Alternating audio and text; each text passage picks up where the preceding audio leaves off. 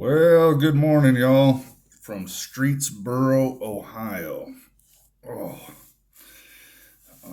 yeah, you young bucks don't know what's coming, man. I don't know what I did. I must have heard it loading or something. I don't know how. The last thing I loaded was Transformers, as easy as it gets. But the other night I was sleeping and I rolled over. I don't know if I heard it rolling over, man. I got a sharp pain. It feels like someone's got a knife stuck in my shoulder, man. It hurts stinking bad. I mean, I must have pulled a muscle. If you don't know, you youngsters, getting old ain't for sissies. Anyway, so we're up here in Streetsboro, Ohio at the Quality Inn. Decent little place. I got a nice steakhouse next door. Went and had a T-bone last night. That's really good. Ryan, I assume, is wrenching away. 11 o'clock. I'm hoping he's wrenching away, getting that main seal done or whatever. Getting going on it. I told him I'm on standby if he needs help or any parts I will run. He gives me his old little S10 pickup to get back to the hotel, and I said, well, I can go get parts or whatever. Save him the time. Plus, I mean, he charges you to go get parts. Pretty reasonable. I think he charges $65 an hour to run to get parts, but still, I could save that $65, go get the parts for him, and he can keep on turning wrenches and get it done faster without a delay. So I haven't heard from him yet. So I don't know. No news is either good news or bad news. So what was I going to do? I was going to do, I wanted to do a video on why owner-operators fail. Somewhere, the number is very debated, and it really depends on if you throw in the lease purchase guys, and we'll talk about y'all first, with the owner-operators, but without the lease purchase guys, about 7 out of 10 new owner-operators fail and are out of business within the first 2 years. And that number is going to skyrocket in the future here with these guys buying trucks that are ridiculously overpriced. Y'all do what you want, man, but I've been in this game a long, long time. And I can tell you, the market goes up and it goes down. It's a certainty. If you think rates are going to be $3 to $4 a mile forever, I got news for you. I don't see it, man. That would be unprecedented. It's never been like that. It's never been this high, okay? We're in a real weird economy with this whole COVID thing and a shortage, and, the rates are up because people are behind. They need stuff. So enjoy it while it lasts, but it's not normal. So what I'm getting at is when, I say when, if it doesn't, great. Then you guys got lucky, I guess. But normally rates go up, they go down. They never go this high. So if rates ever go back to what they were even a year and a half ago, 2 years ago, okay, if they go back to the $2 a mile range, for dry van stuff, 250-ish for flatbed stuff, 250-ish, a little higher for reefer stuff, whatever. Y'all are done. If you're buying these $200, $225, $250,000 trucks, you're out of business. It's a mathematical certainty. I'm sorry, my friends, but you'll not be swinging those kind of payments making $2 a mile. I don't care if you live in the truck. It's just not going to happen. That's not real world. I've been saying it over and over and over again. There's no points for listening to me, but I think you guys are making a terrible mistake. So on that note, why do 7 out of 10 owner operators, if you throw in the lease guys, I think that number goes up to about 9 out of 10 because most lease purchase programs, though they're not real owner operators, no offense to y'all, they're terrible lease purchase programs. I think it goes up to about 9 out of 10. The main reason, 99% of them, there's going to be some other ones, family issues and whatever, health issues, but the main reason guys fold up and go out of business is they run out of money. And mostly because they start with no money. So if you start with some money, your odds go up. But if you start with no money, you're almost doomed from the beginning. I'm afraid to tell you. So my next videos, I'm going to total up everything I spent. I've been meaning to do that video, what it cost me to throw my hat back in the owner-operator ring, because I kind of did this back in the 90s a little bit. Kind of a different deal. We won't go into that, but what it cost, and you're gonna see little expenses that you didn't. Oh, I didn't think of that. Oh, I didn't think of that. So let's start with the lease purchase, guys. If you go into a lease purchase, I think after looking at it a little bit, CRST over here where I'm leased on has a decent lease purchase program. I still do not recommend them. Okay, I did just do a video called A Second Look. I'll link that down here below. A second look at the lease purchase program, where I conceded to, okay, it's kind of a stepping stone, especially if you're a driver with maybe only a couple years. If you can find one that's decent where they don't rob you and put you into a slavery thing with all these hidden fees, if you wanted to do the lease purchase program over here in the flatbed division, it's not bad. It's not the best. It's still not a full-blown owner-operator, but I think it's safe enough you have a chance, okay? And it'll give you a look at the business side of running a truck. There's two different worlds, okay? If you're just a company driver, and this is why I recommend, guys be out there for 5 years before you even think about owning your own truck. Guys don't seem to want to wait that long. They want to do it in a year or two. Okay, well, I'm not going to go into that whole debate, but be it 2 years or 5 years, you'll learn and get a good grasp on what it takes to be a driver and all the weather situations, getting in and out of traffic in big cities, and you'll get pretty comfortable driving the truck. You have no idea of the other side of this, okay? It's a two-part thing. You have the driving, loading, and unloading, and then you have the business side. Two totally different worlds in this game. So that lease purchase is going to give you a look into the business side. They're going to hold your hand, and you got to kind of do it their way. And if you had your own truck, you could do some things different, in my opinion, better, and save you some money. But it's going to give you an idea of what goes into this whole thing when you're talking about fuel and fuel taxes and IFTA and maintenance and what it costs, and the list goes on and on. I didn't write it down, man. We'll be here all day. There's a lot on the business side. Getting a business set up, an LLC, an S corp. I got videos on that.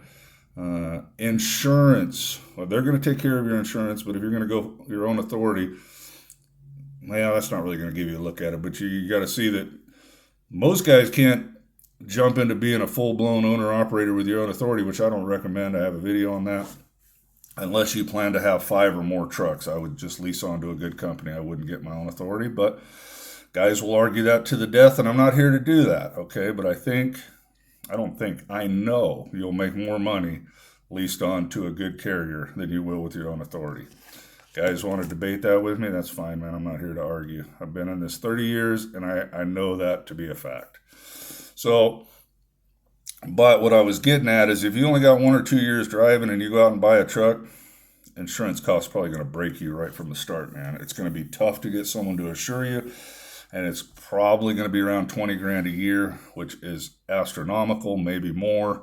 It's a tough game. So leasing on is going to help you right there because the company's going to take care of the insurance. I only paid $200 a month for bobtail insurance. If I went with my own authority, now I could get it pretty cheap because of my record, but I would have to do the full-blown thing, and I'd probably be 10 grand at least. So at least, $900 a month. You young guys that have been out there 1 or 2 years, you jump in with your own authority. The arm. Oh, I itch my nose there, but my arm. Oh, I better use this arm. Oh, sorry. I'm old and frail and falling apart.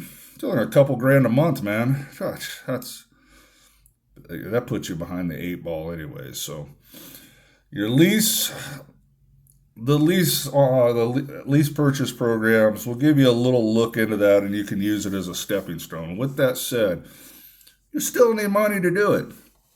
Not as much. But I've been talking to a lot of guys, and they struggle getting going because they have no money. Okay? You're taking a step here. You're not, well, you kind of are, but the way it works is with anything, even switching jobs before you do that, but you gotta have, if you have a full blown like CRST, man, they got you covered. They're gonna cover your maintenance if you break down right off the bat and all that. But with the way deductions start and loads pay, and it's going to take you a week or two or maybe a month to get your niche to figure out, okay, especially if you've never done any of this, then you've always been dispatched. You've never paid attention to what lane pays this, what lane pays that, where I want to run, where I live, what kind of triangle, how long I want to go out, how long I want, there's all these things you got to figure out before you make consistent money. You're not going to do that day one. You're just not, unless you've been doing this a long time, which I'm assuming most lease purchase guys have not. You haven't been owner operators before. So minimum, you're going to need at least a month's worth of wages to take care of your stuff at home. You're going to get paid, yes, but for instance, one of the guys I was talking to, his first couple loads, he went out to Texas. It didn't pay good. And just the way the billing cycles, he worked for a week and didn't get any money. He owed like another $500 with the deductions and the way the pay was falling in. I think he's doing all right now, but you got to prepare yourself to go at least 2 weeks, but I'll say a month. So if your home expenses are $2,000, $3,000, $4,000, whatever, get that set aside before you even start this game, so you're taken care of and have enough food to eat while you're out there, to let everything catch up and get on a schedule. It costs money to make money, okay? And that $4,000 or $5,000 you will recoup back over 3 months, 6 months, whatever it takes. But you have to have that money, be willing to spend it, and get it back over an X amount of time. It's a business investment. That's the way it is. I'm going to total mine up, and I'm in a little bit different situation, but it cost me around 60 grand to buy my truck and everything and get in this. I haven't recouped all that yet. I'm on like a 2-year deal that I'll get up. I think I can do it in a year.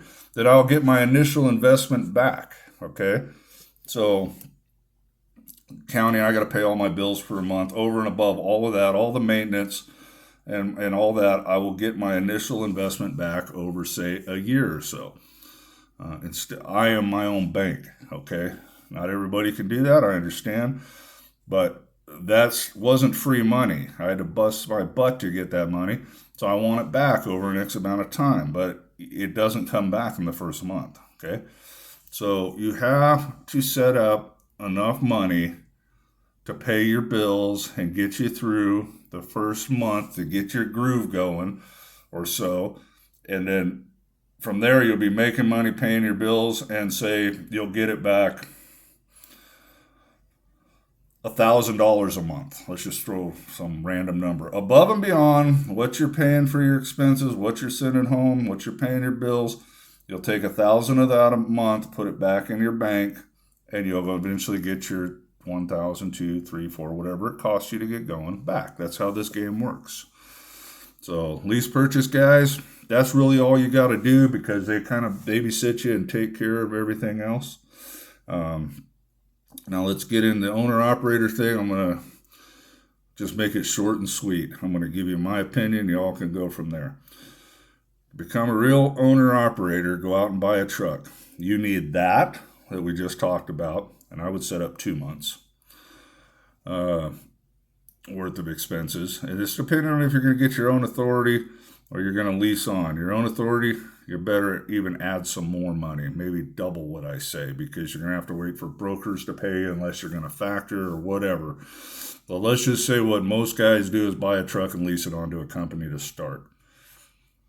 You're going to need the money to go buy the truck. So if you're buying it cash or you're going to make payments, irrelevant. Cash, you're going to need the amount of money that the truck's going to cost you.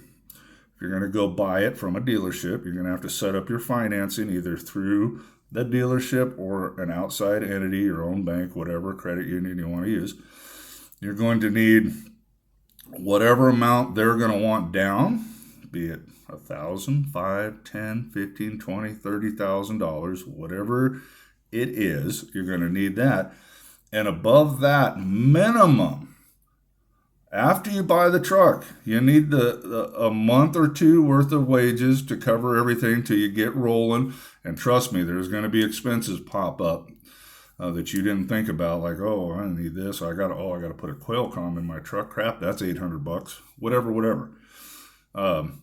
You're going to need your household expenses, and then you're going to need at least $10,000 and a $10,000 credit card. Okay, and that's hoping nothing major catastrophic happens with this truck, or hopefully it's under warranty if you bought it, or you bought an aftermarket warranty. If not, you need to triple all those numbers. I bought a truck, used, pretty good truck. I have $40,000 set aside for worst case scenario. I understand not everybody can do that, but you have to have money in reserves, because if things go bad, and they do, you blow an engine and you don't have the money to replace it, nobody to help you out, you're done. You're out of business, and that's what happens to a lot of guys. So you need to have enough money to sustain you for a month or two at home.